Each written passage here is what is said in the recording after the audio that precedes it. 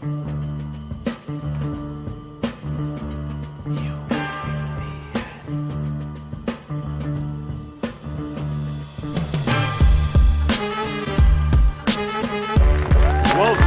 to a new episode of Outside the Panel with your host, Johnny the Machine Hughes.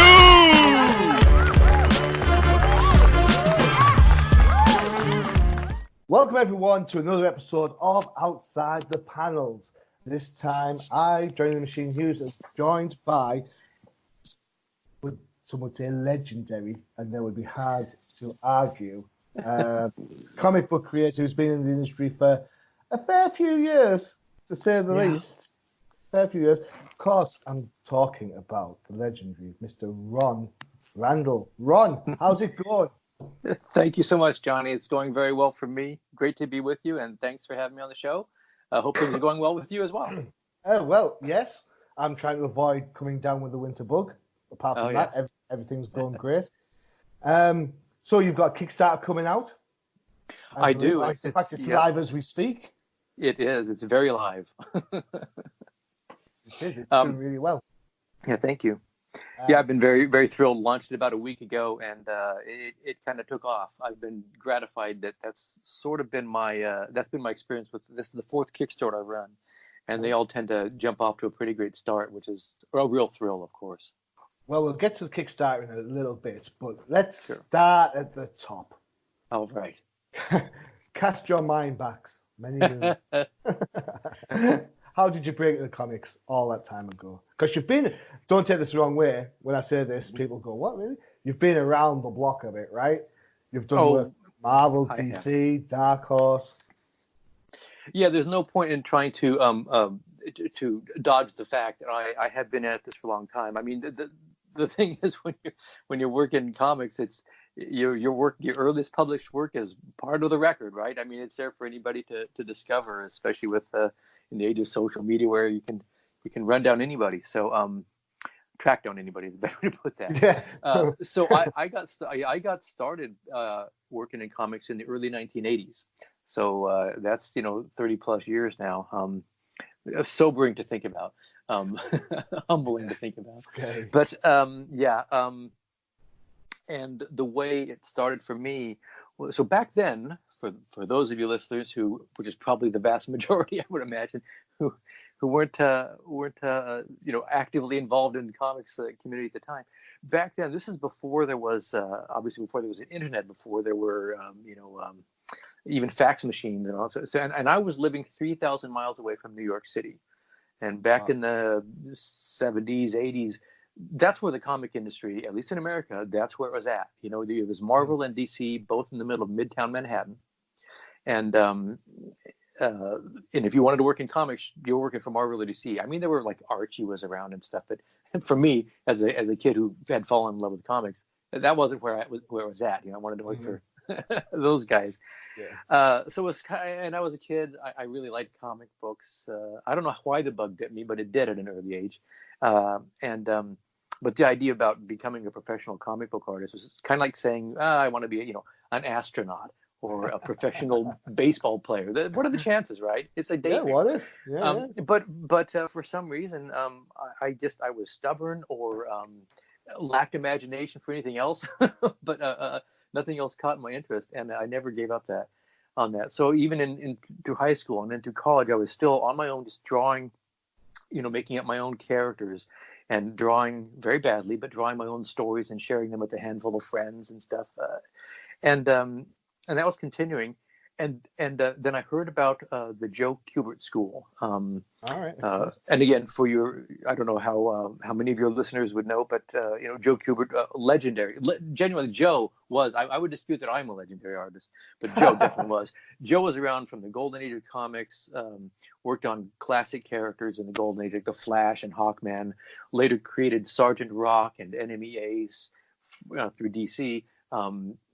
Did spectacular runs on both of those books. Did, as far as I'm concerned, like the definitive adaptation of the Tarzan novels when he was the writer, artist, editor of the Tarzan book that DC did. All this sort of stuff. So Joe was just like, one of the storytelling masters in my mind. And when I heard that he had a school, I just applied. I just threw together samples of some of my really crappy comic books that I'd done for myself, some of the art things I'd been doing when I was in college, sent it off to the Kubert School. The next thing I know, I'm having a telephone interview with Joe Kubert. And it's like, the spine tingles even today when I think about that. This is a long distance call, 3,000 miles away to somebody who I just revered as a comics master. And I'm chatting on the phone with him. And very quickly, he invites me to the school. I got accepted. And next thing I know, I'm standing in the middle of New Jersey, which is where the school was at. And I said, I guess I'm serious about this because I'm standing in the middle of New Jersey, which was kind of like, when I was a kid, that was a long way from Portland, Oregon, an entirely different world. Yeah. So I will try to telescope the rest of the story. So after the school, I did a few short stories for Joe because he was editing the Sergeant Rock book at the time. There were backups in the Sergeant Rock book. That got me sort of a little foot in the door at DC Comics. I wound up getting invited to do short stories for a few other editors across the street, because back then DC and Marvel's offices were literally across the street from one another. I would show my samples, my portfolios around to some of the Marvel editors too. Got a little work from them as well. So for me, it was this gradual sort of one little step at a time, one step forward, two steps back. I'd get a few short stories and I would get work for a while, then I'd get a little bit more. So I gradually insinuated myself into the industry because I was just too damn stubborn to go away, I guess. And then eventually, and then eventually, the one smaller job led to a slightly bigger job, and my work would get seen by some other editor, and they would invite me to a job that way. So it was just very much an incremental, one step at a time thing for me. So that's pretty much how it went. I actually have a bit of a confession to make, in that I have several of your comic books in my collection. Well, I'll try not to think less of you for that. So I was sure I had Batman 360. I was like, I've got Batman 360. I know I've got that one. And I looked, I was like, oh, I haven't. I was like, oh, great. That started off well. So then I looked down, it was like Catwoman 82. So that's quite, just think about those two books for 2 seconds, because Batman 360 is 1983. Yeah. And then Catwoman 82 is 2000. Yeah. Even taking Trekker, your Kickstarter and your creatively owned book to one side, that by itself is a huge amount of time straight away, isn't it?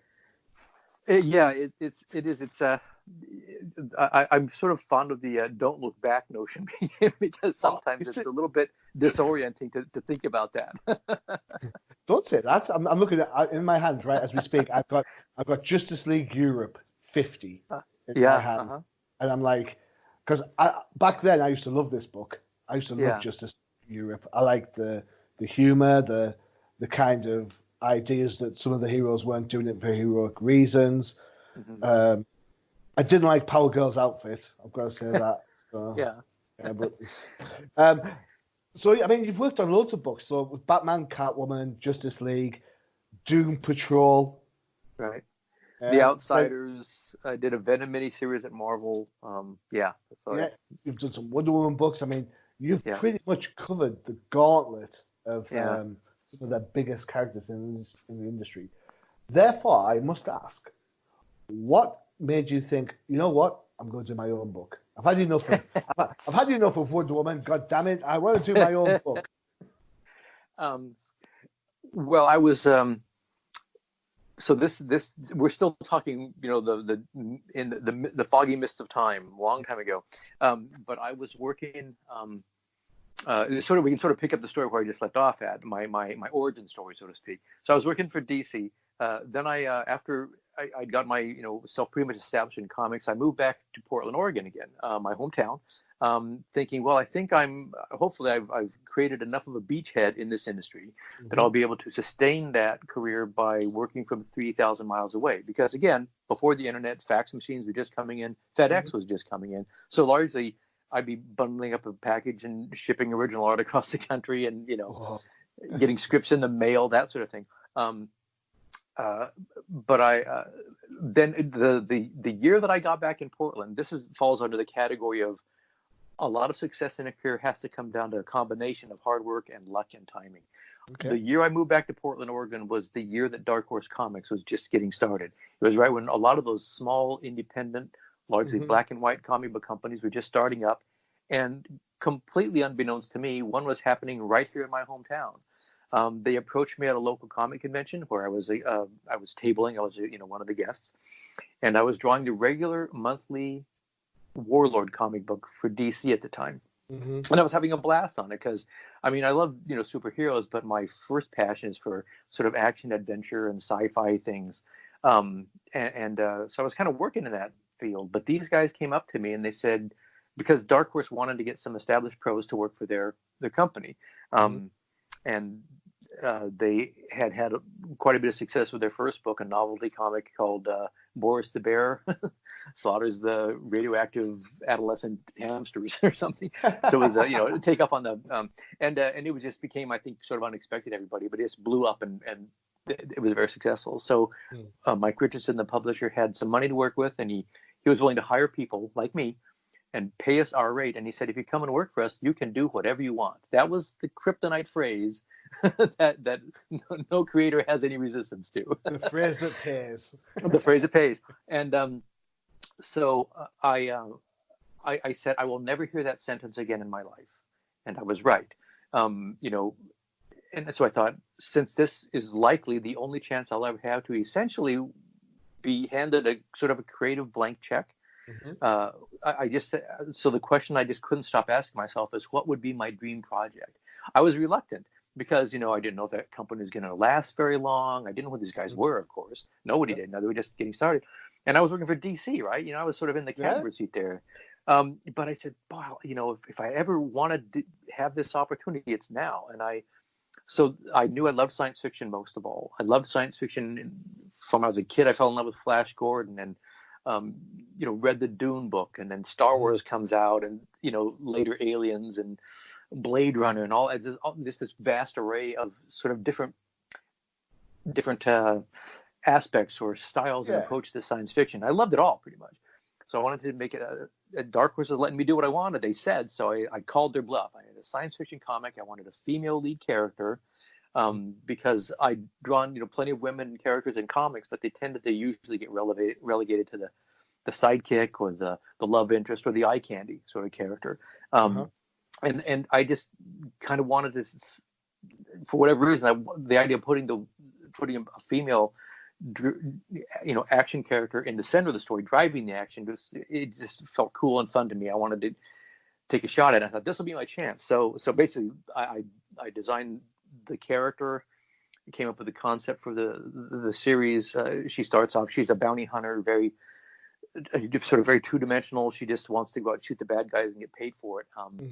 And I wanted the point of the series is to sort of explore that and explore her and gradually explore the world and the repercussions of all that and what it means, and can she evolve and grow and change, and can she survive that sort of stuff. And so I pitched this whole thing to Dark Horse, and when they could have said, Ron, this is a very, very lovely idea, but we do not know how to sell that comic book. But maybe because they were sort of youthfully innocent and naive like myself at the time, all they said was, that sounds great, do it.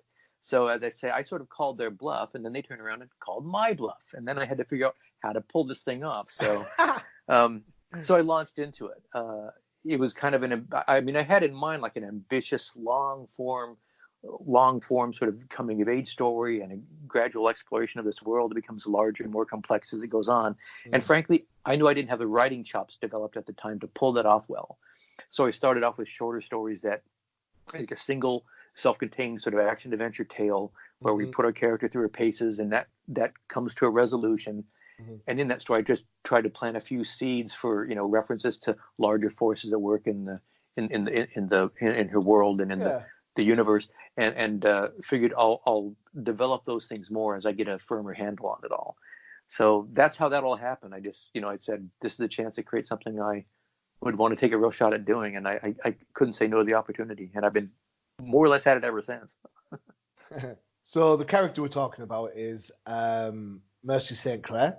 Right. from the Trekker comic. Mm-hmm. Okay, how was it? Because Dark Horse, you say they're up and coming. You've got a female lead book in a market already back then in the 80s, late 80s, that was dominated by male characters. And the sexualization of some of the characters, like, let's say Black Cat, for example. Power Girl's probably the most iconic of potentially sexualized characters because of the window. And Dark Horse back then were kind of getting the chops by doing the tie-in books, like Alien versus Predator. Right. So how did you get the traction for Trekker get going? It's okay saying, yeah, we've got the idea. The short story idea sounds very much like it's like a season 1. Do you remember Babylon 5?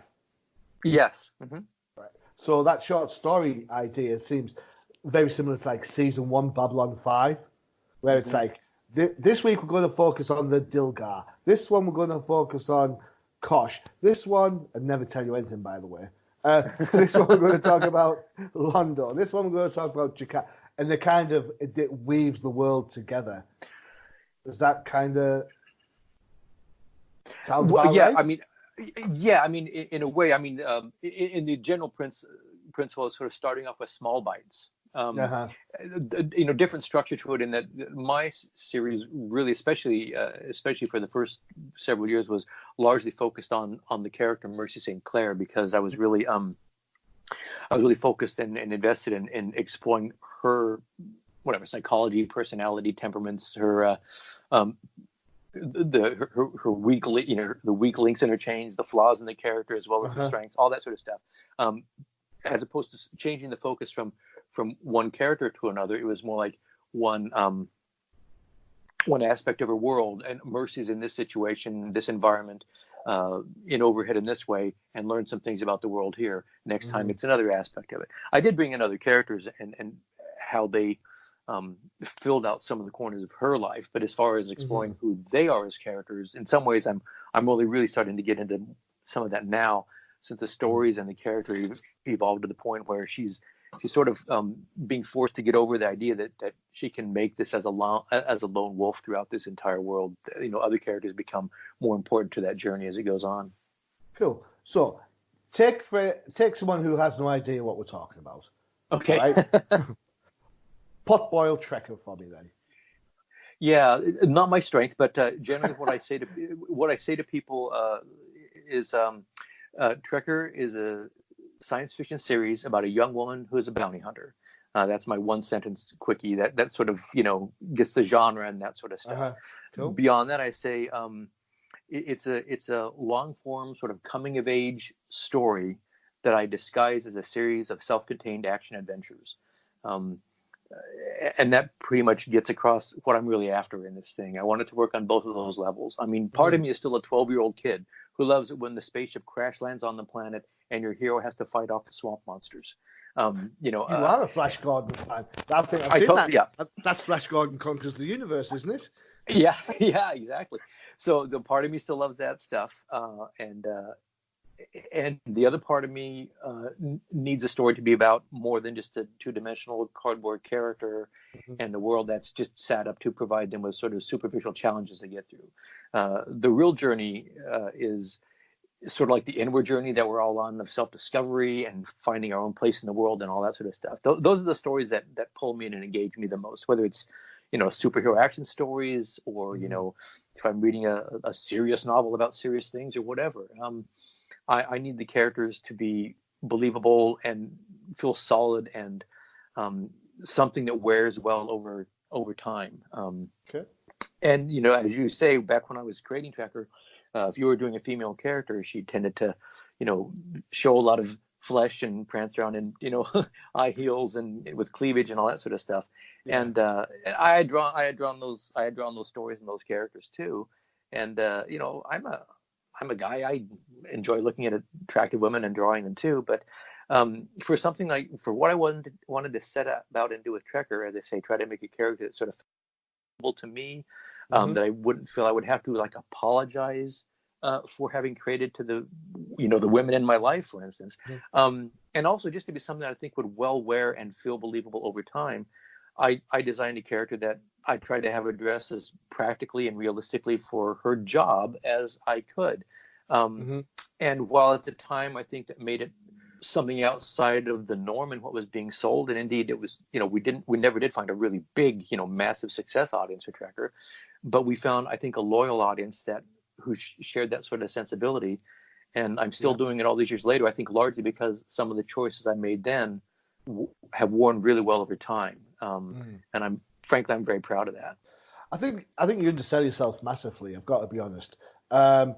You've got a character that's been around since the late 80s. That's practically 30 years. So you're telling me, that you don't think it's a success because it's been going 30 years. Fair enough. Fair enough. She may not have the audience pizzazz as, say, who am I trying to think of that's got some pizzazz but hasn't been around for a while? Zatanna. Sure, Zatanna, or Harley Quinn, something like that. Or Power Girl. Yeah. I mean, Power Girl, even though DC are continuing to use her in images as part of their books, she's not actually part of the DC universe. She hasn't been part of the DC universe for all of Rebirth. Yeah. And practically, she was only in the Earth 2 book for a little while. So she's been in limbo for all that time. So, and you've got these characters that potentially people see them as over-sexualized. I don't particularly buy into the idea of, I think comic book characters represent people. And I think you get people of all shapes and sizes. And then I just leave it at that. That's done. So I think you undersell yourselves massively because because the Kickstarter that's going on now is, depending on how you look at it, either the first book or the fourth book, depending how you look at it. But that's 30 years. You've had that character going for 30 years. And on the Kickstarter alone, on this current one, I've looked it up. You've already hit your target goal. You're in reach mode now. So to tell me that, she wasn't, you know what? No comic book nowadays sells like it did back in the 80s. And that's very true. You've got to compare Shrekker when it came out to then what followed with books like X-Men 1 by Jim Lee or X-Force 1 by Rob Liefeld or the Image books when they came out. Dark Horse back then were never going to compete with that. And I don't think they compete with that now, especially as the market's diversified again, because you've got Dark Horse, you've got Dynamite, you've got Boom, you've got IDW, all of which have learnt from Dark Horse by doing the little mini-series to whet the appetite and come back again in 6 months' time for another 4 issues. Right, yeah. So you've had the part of that. You've helped create that model. That's right. It's true. I've been, I try to hit it right. I don't want to sort of, oversell my place in all this, but it's true. I have been around a long time. I've been in a lot of places where exciting stuff has been happening. And I've worked hard at it too. So it's all part of the thing. I mean, I was thrilled and just delighted that I was there and was working on some of those Swamp Thing books when Morbiset and Toddleman were working on those things, because Steve and John, the artists on the book, were classmates of mine at the Cuba School. And so we were sort of going into DC's offices around the same time, dropping off pages and getting jobs when they got that assignment.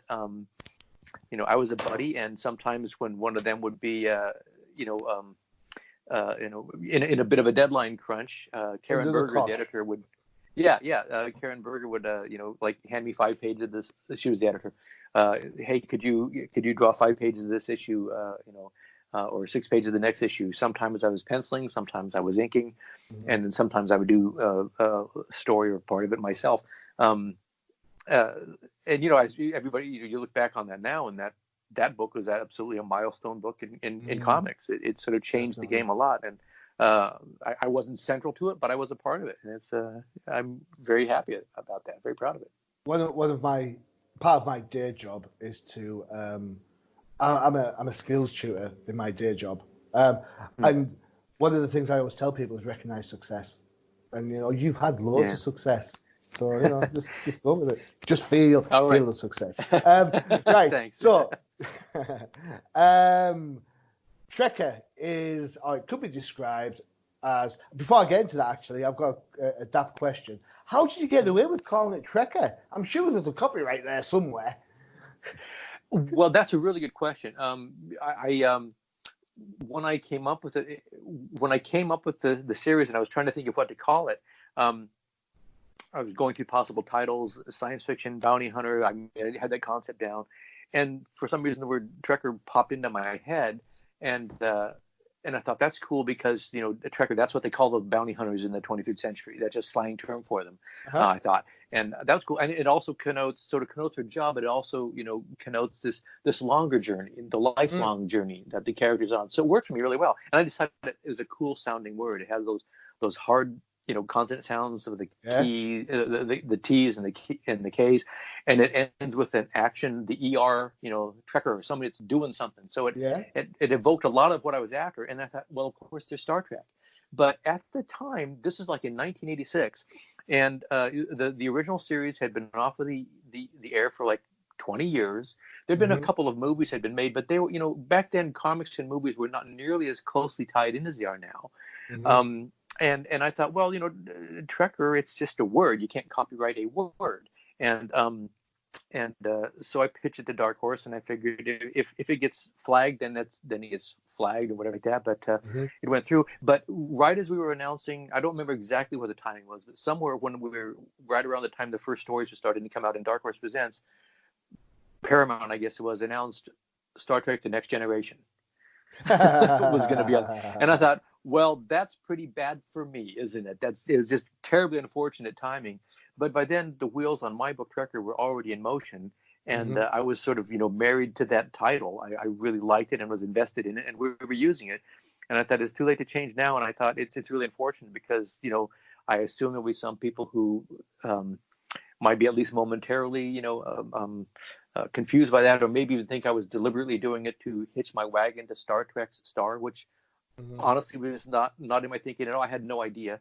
And then, of course, Next Generation just sort of, became a massive hit, of course. So I says, well, this is really bad for me. Fortunately, I have to say, when I'm at conventions, once in a while, somebody will come up to me and they'll look at the book and say, oh, is this related to Star Trek? And I say, no, it's not any part of that universe. It's another science fiction series. So usually it's pretty easy to make that unambiguous or whatever. But it's an unfortunate thing that was been there from baked in, as it were, from the very beginning of the concept. But yeah, legally, it never been an issue. I'll remember that when I get my own book, Space Wars, out. Good. And on that note, whilst I try and check the copyright for Space Wars, we'll take a quick break, and you can have a listen to one of our fantastic adverts for one of our other shows on the UCPN. Can you imagine how pissed off the professor will be that I'm in an ad for his podcast? No, not that bald professor. It's the other one. You know, the one who has an attic full of long boxes of comics that no one has seen since Rob Liefeld learned to draw feet. Or still working on it. Either way, the only way you're going to know is if you listen to the No Prize podcast, exclusively on the Undercover Capes Podcast Network. Welcome back to Outside the Panels. With me is Randall, writer, creator, artist, does everything but staple the book together. That's what there's a Kickstarter for. Staples, yes. Yeah. One of those big ones that does automatically so you don't hurt your hands. So that's Trekker. Trekker's been described as retro-futuristic. Yeah. Yeah. So how much, from an influence point of view, just books, I'm going to have to ask this because I'm a Brit. Sorry. So how much influence or kind of ideas or kind of nods, I guess, do books like 2000 AD have on Trekker? Well, I wasn't, wasn't super familiar with that one, but some of the characters, Dan Dare, Judge Dredd certainly had crossed the radar all the way out on the other side of the pond here, and so, but the bigger influences that went into fashioning Trekker were things like, as some of the things we mentioned in the first part of our conversation, everything from Flash Gordon through Star Wars to Blade Runner was a big part of that stuff. And when I created it, the term retrofuturistic wasn't around, or at least I hadn't heard it, and it was just that was. It was sort of it was the way sci-fi was done, sort of. Yeah. So I used some of that imagery, some of those story approaches, just were part of what I thought was cool and fun science fiction to do. I've been around long enough now that I get this retro.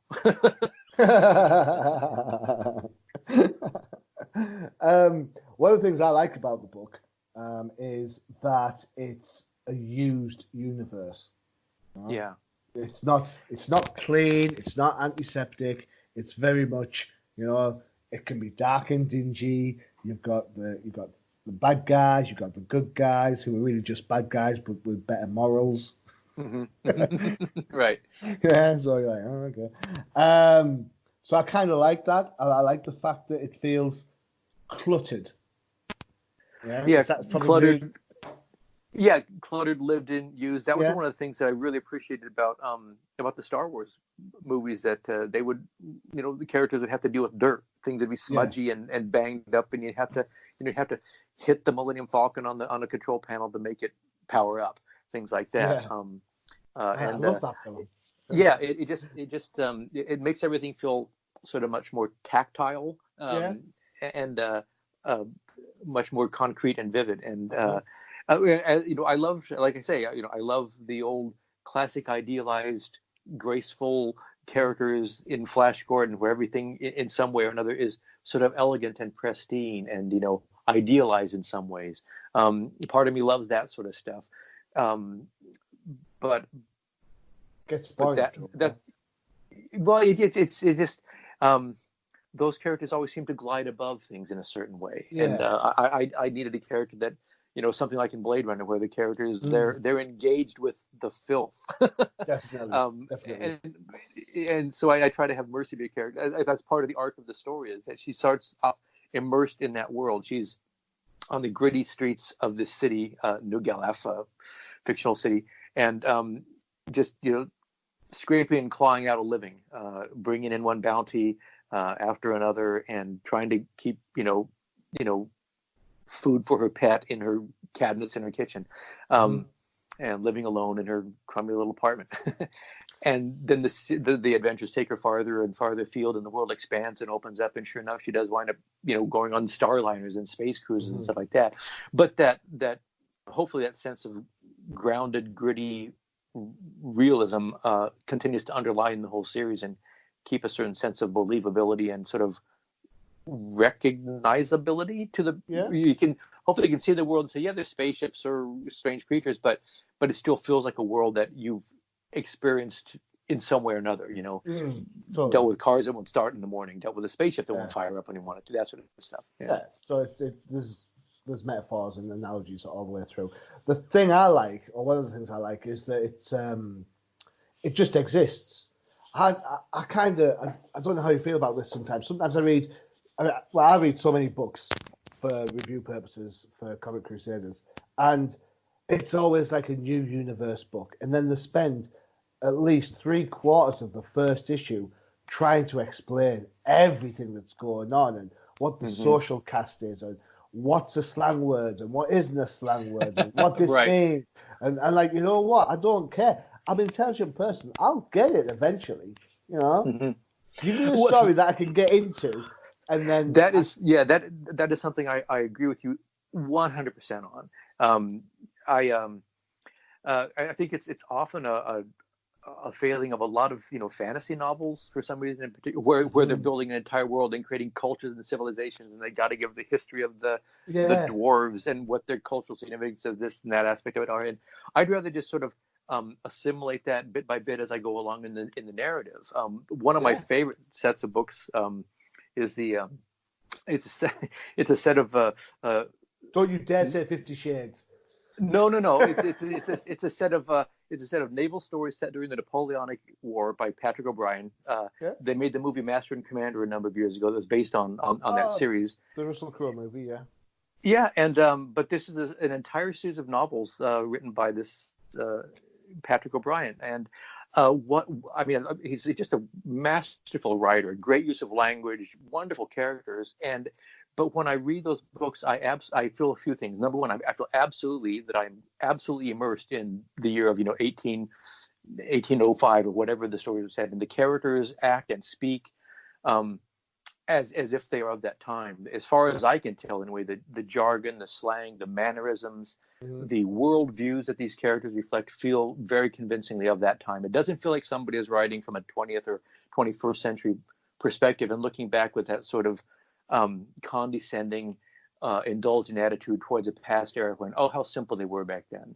I really appreciate that. It has that ring of, I'm hearing somebody from this time talking to me and telling me how that world feels then. Yeah. I love that aspect. And I also love the fact that, it's these crazy ass, naval ships that are just immersed in they were very complicated machines back then, and there's so much jargon that goes into it, different kinds of winds that come up. And of course, all the different areas of the ship and the parts of the ship and all this sort of stuff. And he will just have these characters referring to them as a topsagallant breeze, and we're supposed to know what the hell that is. Well, we do, but not because they stop and explain it or have an asterisk and a description at the bottom of the page or a glossary or an index. No, it's just because of the way the characters react to and respond to those terms that are used, we can get it within the context of the story.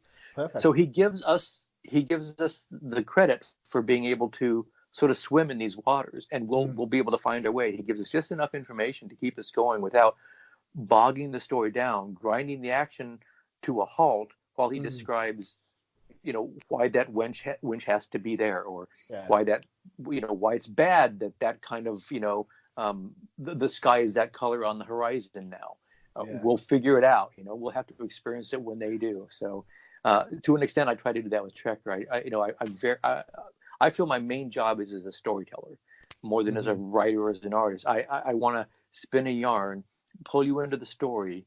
Joe Kubert was such a master of this. He would immediately just grab you by your lapels and drag you into his story, and he would not let you go until you got to the last panel. I don't have Joe's that same forcefulness in doing it that way, but I do try to have the stories flow and move seamlessly from panel to panel, from page to page, without pulling you out of the story by needing to endlessly explain things and stuff. I want you to just get in the context. I can totally see that, and sometimes it reminds me of, like, I'm going to say it, I'm sorry, but it reminds me of like classic Trek, because classic Trek, you had dilithium crystals, you had a baffle plate, you had a warp drive, and that's it. Next gen, they explain things to the nth degree, and you're like the techno babble. It's like, you know what? I don't need you to try and make something up to try and give me pseudoscience. Just get on with the story. It's like Battlestar Galactica. I've loved that show, both versions. Apart from Galactic Create. There you go. So I have no idea how long a centaur is. It could be a minute, it could be a month, it could be a day. You know what? I don't care. The characters themselves know what a centaur is. They know how far a micron is, and so on and so forth. If I put my mind to it, I could probably think, well, micro is shorter, it's shorter than a cent, because that obviously a cent like centimeter and millimeter and all that sort. I could probably work out if I put the effort in, but I genuinely don't care. If Starbucks running around saying, "Oh, we've got to get this done, we've only got 10 microns left," you know what? Something's going to happen in 10 microns. That's right. And there's a sense of urgency, and that's really all the story needs you to tell them. Yeah, exactly. Yeah. Cool.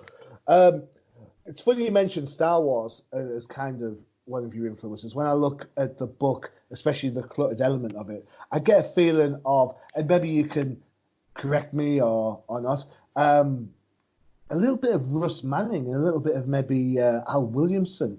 Their artwork on the Star Wars comic book strip? Oh, heavens, yes. It's very funny.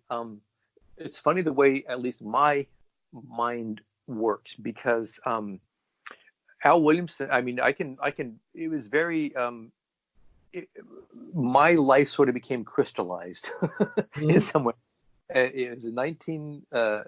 Really going to date myself here. 1967, and I went into the local comic shop, the local candy and corner market grocery store where they had some convenience things, but also a few toys and some comic books. And that's where I would go to get my latest issue of Superman or Action Comics or The Flash. And one day I went in there and there's a comic and the title said Flash Gordon. And I said, oh, is this a new comic of The Flash, one of my favorite superhero characters? And I picked it up and it was not Flash. It was this other guy who was this blonde guy with a blaster and like a leather jacket and leather boots, pointing this ray gun right out at us. And I said, what is this? I'd never seen anything like this before. And I turned it open, and there's Flash Gordon and Dale and Dr. Zarkov wading up to their hips through this swampy marsh with vines hanging overhead and monkeys with horns on their foreheads scurrying around in the trees overhead. It was just this amazing world, and I just said, I want to be that guy, meaning I want to be the guy that draws that. And so Al Williamson has been a central, very conscious, aspirational goal of mine for all those years.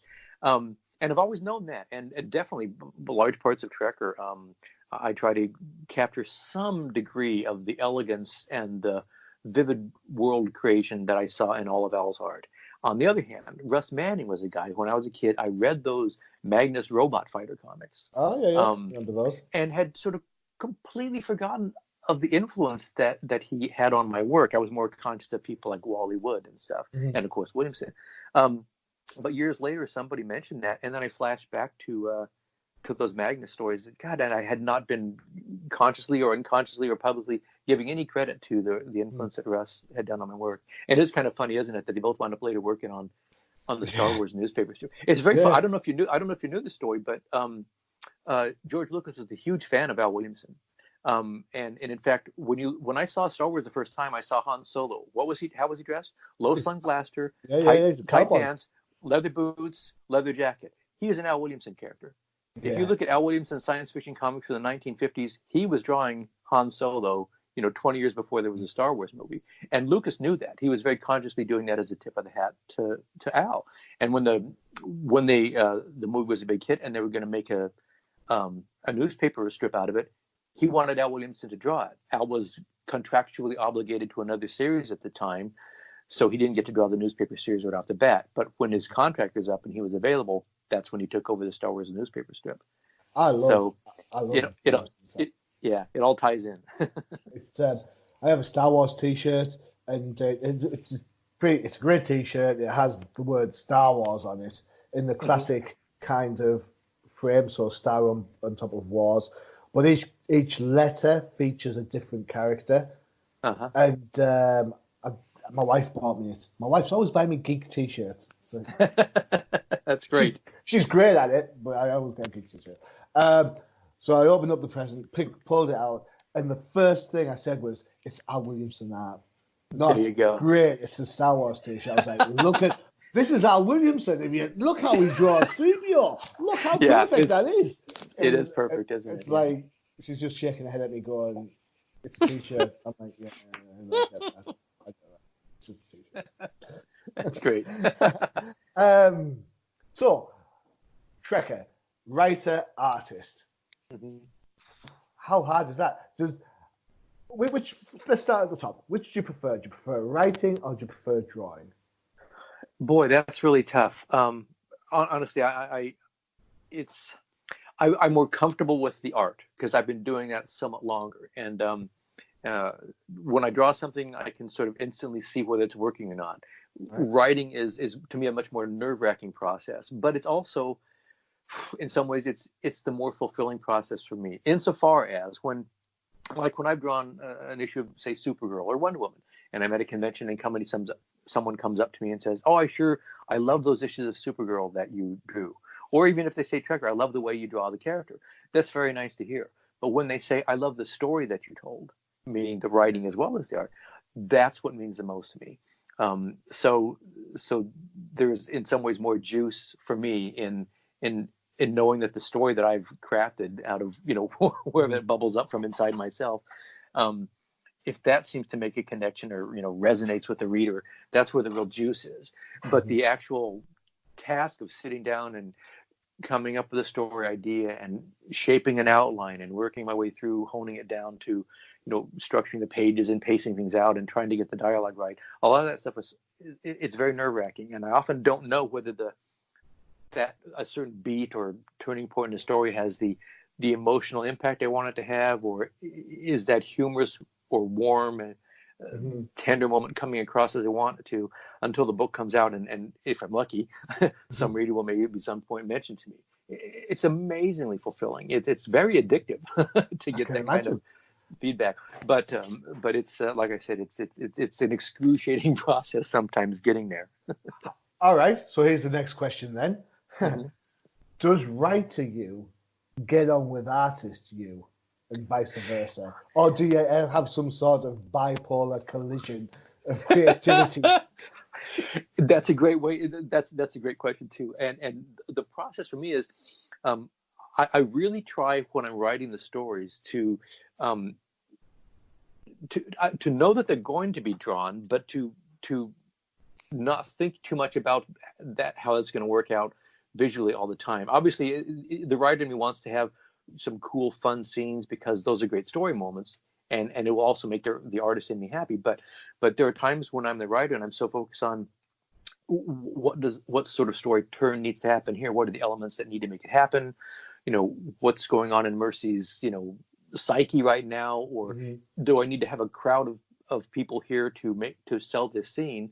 And the artist in me might often say, that's going to be hard to draw, or that's going to be, too complicated, too clutterful of details, or too maybe that's, if it's an internal emotional thing, how am I supposed to show that visually?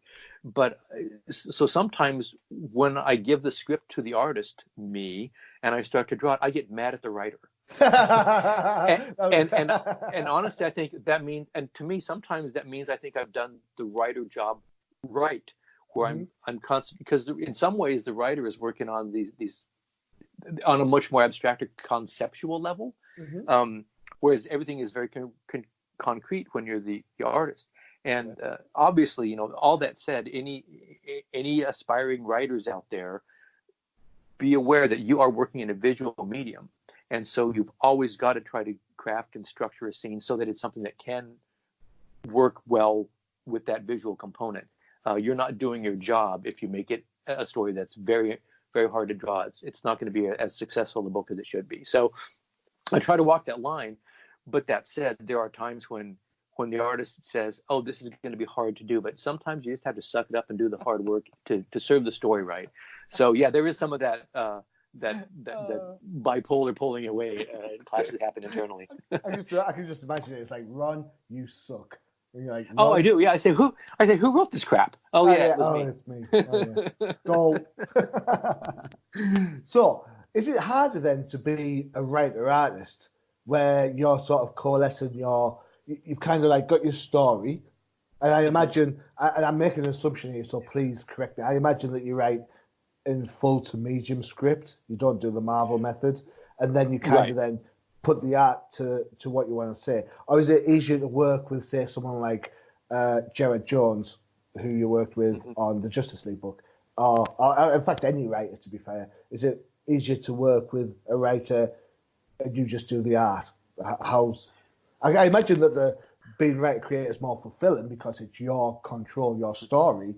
But from an ease point of view, yeah, that's exactly right. It's there's a lot more juice in it, so to speak. That sort of emotional, rewarding juice when you get to craft the story. But all the burden, all the responsibility is on my shoulders alone, and so I feel that pressure.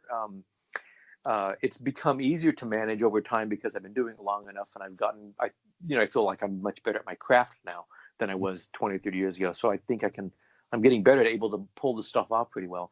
But like I said, there's still, I'm writing a script and I'm often saying to myself, is this really working?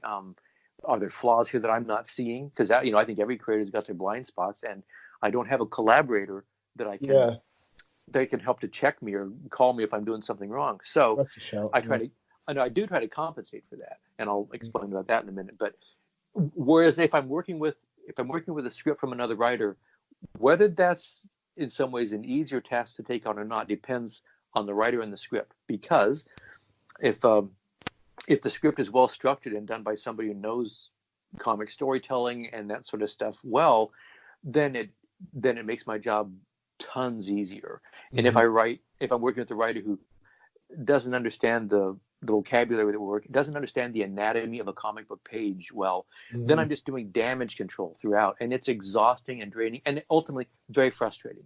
Because the best I can do is make the story that is clear and readable, but it has no immediacy, nothing gripping or compelling about it, nothing particularly visually interesting to pull the reader in, like I was saying before.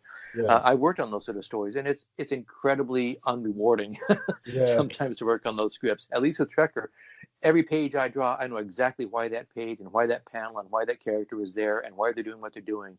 And I think there's an absolute story need for it to be there, because otherwise I'm wasting my time and I'm wasting the reader's time.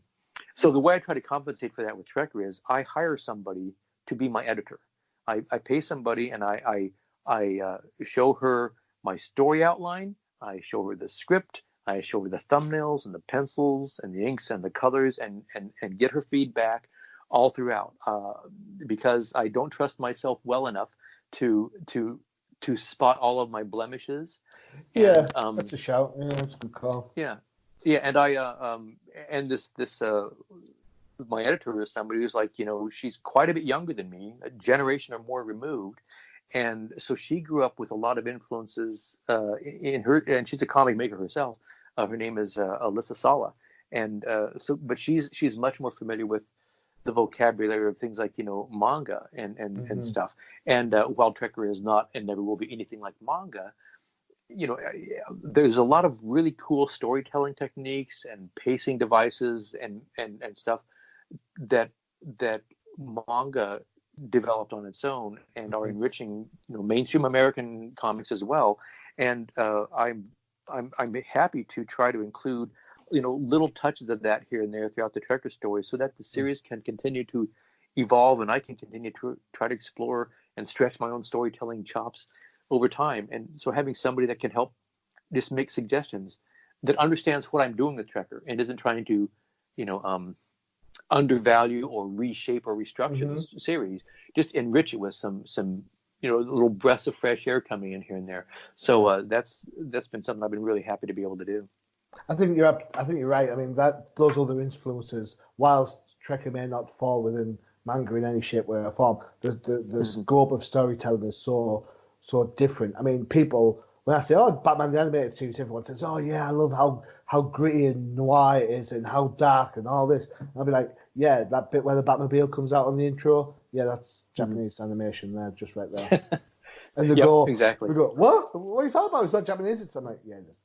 And and so even with something that is so far removed from the idealized version of manga animation, you can still use the tricks of the trade to get the point across, which is it's sort of taking the spirit or the basic concept or idea of it, but not taking the mannerisms that layer down on top of it. So somebody can watch the Batman show and it doesn't have the fingerprints of anime all over it or on the surface, but some of that spirit is just informing, just adding some extra energy and visual interest to what's going on. Yeah, especially on the later The Batman show, which ran, it's even more pronounced with the stylized chins and the eyes and stuff. But hey ho, that's a whole different conversation. That's a whole different conversation.